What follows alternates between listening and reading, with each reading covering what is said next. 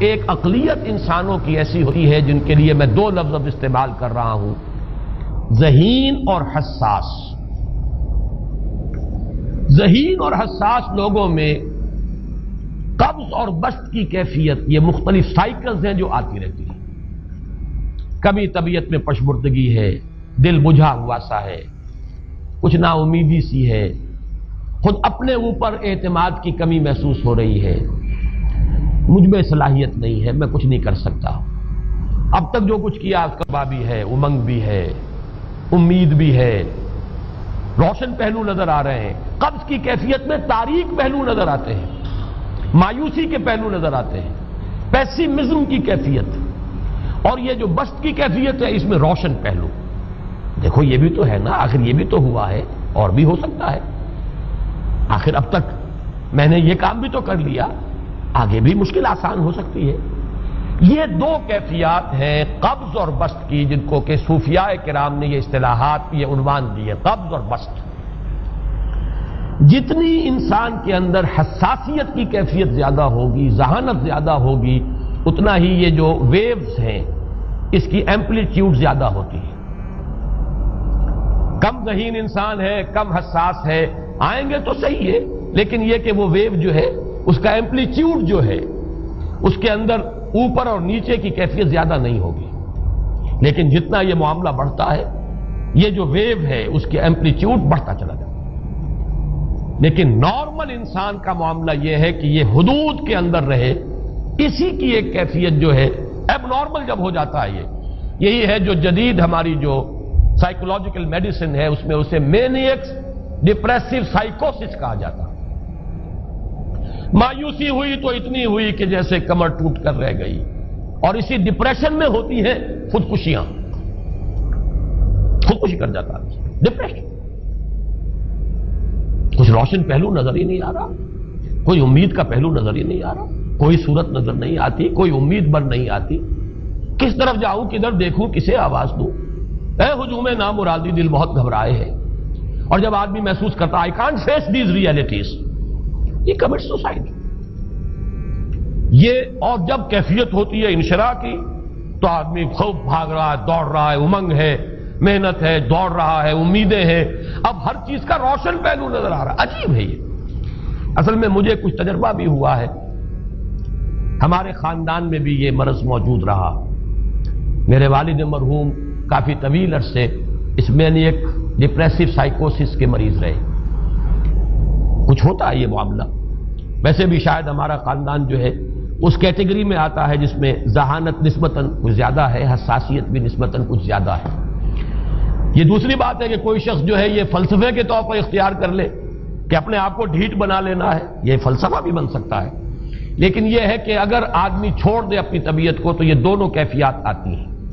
انہی کیفیات میں اگر یہ جو اپورڈ اینڈ ڈاؤنورڈ موومنٹ ہے یہ ایک حد سے نکل جائے تو یہ بیماری ہے مینیک سائیکوسس، مینیک ڈپریسو سائیکوسس۔ اس میں جب آدمی ہوتا ہے وہ اپر کیفیت میں تو اس کے اندر بڑی عظیمت ہے، روشنی ہے، امید ہے، لوگوں سے گفتگو کر رہا ہے، حق بول رہا ہے، خوب جو ہے محفل کے اندر، اب وہ محفل میں اسے دلچسپی محسوس ہو رہی ہے اور اسے ہر چیز کا روشن پہلو نظر آ رہا ہے، خود اپنے وجود کا بھی روشن پہلو، دوسروں کے وجود کا بھی، دوسروں کی بات میں سے بھی وہ اچھا پہلو تلاش کریں گے، وہ برا پہلو تلاش نہیں کریں گے۔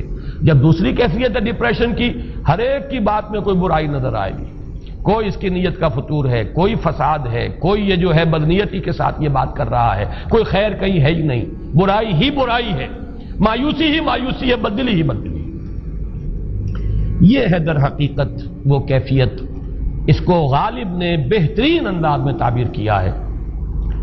ذہین اور حساس انسانوں میں ان کی جو ترقی ہے وہ انہی مراحل سے ہو کر گزرتی ہے، اور ہر ڈپریشن کے بعد، ڈپریشن میں اس سینس میں استعمال نہیں کر رہا یعنی بیماری کی حد تک پہنچنے والی ڈپریشن نہیں، صرف قبض کی حد تک پہنچنے والا معاملہ، ہر قبض کے بعد جب بسط آتا ہے تو آگے ترقی ہوتی ہے، جس کو آپ کہتے ہیں بائی لیپس اینڈ باؤنڈس، آدمی جو ہے چھلانگ لگاتا ہے، گویا کہ ایک درجہ جو پہلے تھا اس سے آگے درجہ انسان کا جو ہے اس سے بلند تر پوزیشن پر انسان پہنچتا ہے. ہر قبض کے بعد جو نیا بست آتا ہے وہ ایک نئی کیفیت، نئی شان، نئی بلندی، نئی رفعت لے کر آتا ہے. اس کو غالب نے تعبیر کیا ہے بہت خوبصورت انداز ہے. رکتی ہے میری طبع تو ہوتی ہے رواں اور. یعنی شاعر بھی کبھی ایسا وقت آتا ہے شعر جو ہے وہ اس پر نازل ہی نہیں ہو رہا، شعر نہیں کہہ پا رہا، طبیعت میں رکاوٹ سی ہے، بندش سی ہو گئی ہے، کوئی کلام موضوع ہو ہی نہیں رہا. لیکن پھر جب یہ کیفیت جو ہے بدلتی ہے اور جب پھر بست کی کیفیت آتی ہے، رکتی ہے میری طبع تو ہوتی ہے رواں اور، پھر اس کے اندر ایک جولانی نئی ایک کیفیت جو ہے انشراح کی، وہ ایک بالکل نئی کیفیت، نئی شان کے ساتھ. یہ ہے وہ معاملہ جو ان آیات مبارکہ کے پس منظر میں ہے. اسی لیے اب میں آپ کو اس کا حوالہ دے رہا ہوں. تفسیر مظہری میں قاضی ثناء اللہ پانی پتی رحمت اللہ علیہ نے بہت عمدہ بات فرمائی ہے کہ حالت قبض اگر کسی شخص پر طاری ہو تو اس حال میں اکسیر کا درجہ رکھتی ہے یہ سورہ مبارکہ، اس لیے کہ یہ نازل ہوئی ہے محمد الرسول اللہ صلی اللہ علیہ وسلم پر اسی حالت قبض میں.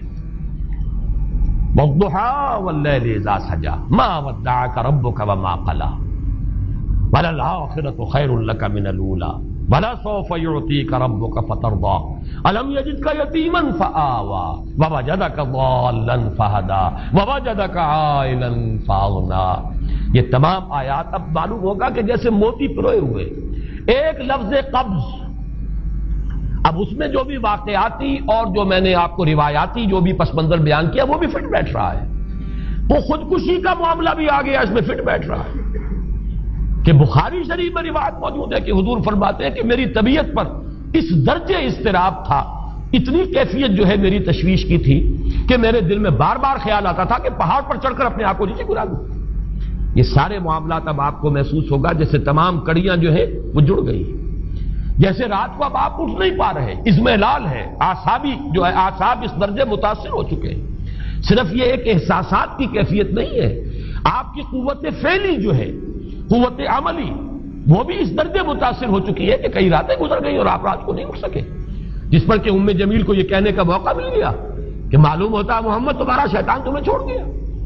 اب یہ جملہ اپنی جگہ پر اس کی کاٹ ہے یقیناً، اس سے یضیق صدروں کا بما یقولون، لیکن وہ کیفیت جس کی وجہ سے یہ جملہ آیا ہے اس پر نگاہ دوڑائیے، اس پر نگاہ کو مرکوز کریں گے تو معلوم ہوگا ایک لفظ قبض، یہ قبض کی ایک کیفیت تھی. اس قبضی کی کیفیت کا ایک مظہر یہ ہے چونکہ یہ بھی تو در حقیقت قلب مبارک جو ہے محمد الرسول اللہ صلی اللہ علیہ وسلم کا، اسی پر تو وحی کا نزول ہوتا تھا. یہ بھی وہی داخلی احساسات و کیفیات کا معاملہ ہے، یہی بھی در حقیقت یہ واردات قلبیہ ہی کا سارا معاملہ ہے. اس کو آپ خارج سے تعبیر نہیں کر سکتے. نہ ابھی کوئی ایسے مصائب تھے، نہ ایسی کوئی مشکلات تھیں، نہ ابھی کوئی رد و قضا ایسی شروع ہوئی، نہ ابھی کوئی بحث و نزاع کا معاملہ ایسا ہوا، نہ کوئی ابھی کوئی فزیکل پرسیکیوشن شروع ہوئی. یہ سب داخلی ہی کیفیات ہیں، اور ان داخلی کیفیات کے حوالے سے ان سورہ مبارکہ کو اگر صحیح سمجھا ہے تو صوفیہ نے سمجھا.